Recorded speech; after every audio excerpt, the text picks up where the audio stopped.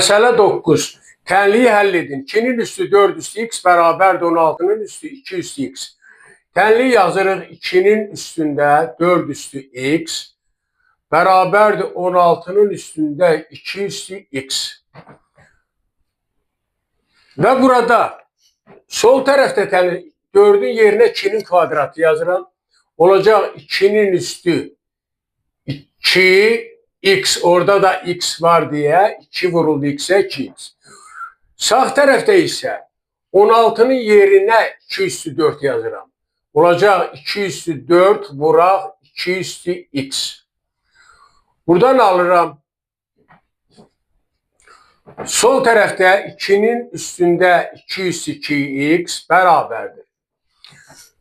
Qüvvətdə 4'ün yerinə 2'nin kvadratını yazıram. Olacaq 2'nin üstü 2'nin kvadratı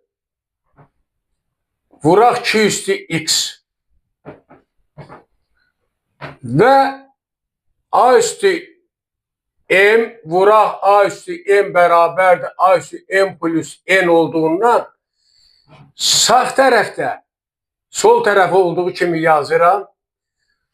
Bunu qüvvətin yerinə bura olacaq 2'nin üstündə 2 plus x. Bu 2 qaldı. Üstlər toplandı bu düstura görə. Və buradan alıram ki, gördüyünüz kimi əsasa belə baxsaq, bax burada 2 üstü 2x bərabər olur 2 plus x-ə.